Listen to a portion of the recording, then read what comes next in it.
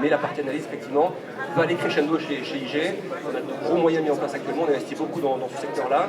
On a une régie, on a une table de montage, donc on fait vraiment des vraies émissions, mais avec un rôle, encore une fois, pratique. Il faut que ce qu'on dit soit audible et qu'il y ait une réalité pratique là derrière. Donc si le matin on dit on pense que le marché va faire ça, pour telle raison, il faut qu'on argumente et qu'on soit clair dans les explications. Alors, effectivement, il y a plusieurs développements. Sur les projets, il y a le Market Live dont on parle régulièrement.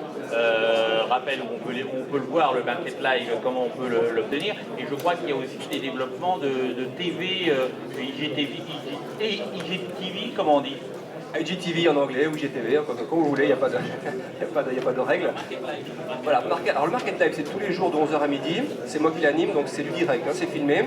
Il y a 10 minutes de macroéconomie, où je m'en explique le contexte, et puis ensuite 45 minutes d'analyse purement technique avec les niveaux intraday. Donc on donne clairement des objectifs sur une quinzaine d'actifs, les principaux indices, devises, matières premières, on fait l'or, on fait le pétrole, on fait vraiment les actifs les plus traités.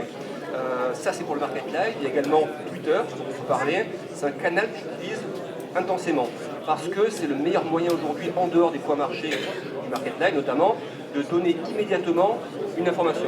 S'il y a une rumeur de marché par exemple, une information qui circule dans les salles, s'il y a un aspect technique, une idée de traite immédiate par exemple, le marché décale d'un coup, vient taper un support, on va mettre tout de suite sur Twitter l'idée immédiate.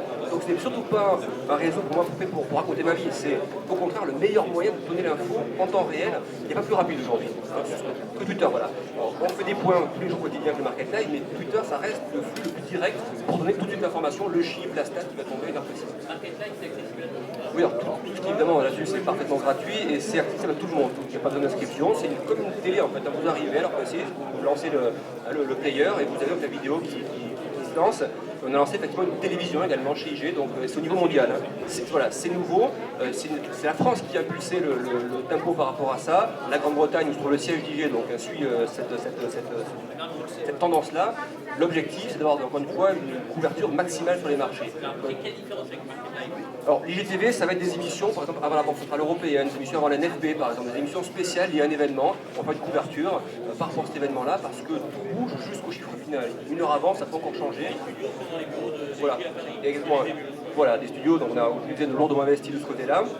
IG, vraiment, c'est une très bonne période en termes de croissance, en termes d'investissement, c'est un groupe qui se porte très bien. Donc on va accentuer le côté pédagogie et information. Voilà. Et donc les studios sont tout est à Paris. Et je pense que sans trop avancer, qu'on sera amené à faire des émissions également en direct depuis Londres, depuis le siège, voire également depuis les filiales également en Allemagne, ailleurs, ce sera dans les cartons également. Alors, IGTV, normalement, est déjà lancé, mais le contenu, la densification du contenu va arriver dans les semaines qui viennent. IGTV, on peut déjà se brancher dessus? Oui, normalement, il y a déjà une application qui est prête, exactement. Donc sur le site, en application? En application, vous allez également sur Apple Store, sur les Apple, ou tous les stores classiques, et vous pouvez mettre l'application. Là, je ne peux pas vous répondre. C'est le début, voilà, c'est le lancement. Voilà. Ce qui est vraiment le plus dense en ce moment, c'est quand même le Market Live et les formations que l'on fait tous les jours. Et à la télé, ça va arriver en septembre, non, avant. Alors ok, c'est un projet déjà développé, et c'est plus qu'un projet maintenant, c'est déjà bien avancé. Et quels sont les autres projets d'IG en ce moment alors d'abord, une question que j'ai sautée, comment vous voyez un peu le monde de la bourse, le monde de la finance? Est-ce qu'il y a des changements radicaux que vous allez voir? Est-ce que c'est plus difficile maintenant ou moins difficile qu'avant? Est-ce qu'il y a des éléments qui sont des orientations que prend le marché de la finance et que IG va essayer de suivre derrière? Ou les options binaires, est-ce qu'il y a des nouveaux marchés comme de ce type-là? Qu'est-ce qui se passe? Effectivement, les options, c'est un marché qui se développe plutôt bien, donc IG est présent sur le créneau.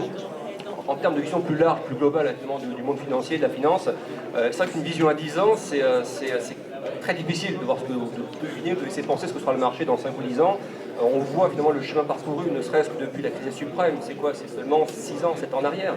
C'est rien à l'échelle de l'histoire des marchés financiers. Et on voit les bouleversements qui sont intervenus depuis cette période-là. Même chose pour la crise de la dette en zone euro. Donc je pense qu'on va quand même vers une régulation accrue. Alors, je pense qu'on a l'époque faste, la dérégulation totale aux États-Unis, en Europe, en Asie, est un peu révolue. En revanche, je pense que les places émergentes vont avoir un rôle de plus en plus important. Hong Kong, toutes les places d'Asie du Sud-Est, prennent l'importance. Aujourd'hui, pourquoi ces places prennent de l'importance et pourquoi elles vont se développer peut-être au détriment de l'Europe, c'est parce que les flux de capitaux, même si c'est moins vrai depuis la crise russe par exemple, ou la crise des émergents qu'on a connue depuis le début de l'année, les flux d'investissement vont quand même vers ces pays-là. Et donc quand il y a des flux d'investissement, il y a des places financières qui se créent, qui se développent. Et donc je pense qu'on va quand même vers un équilibre des rapports de force entre les places américaines, européennes et britanniques, donc, et puis l'Asie qui monte vraiment en puissance. Donc ça je pense que c'est vraiment une tendance qui va durer. Oui, j'ai présent au Japon, dans quelques pays d'Asie du Sud-Est également.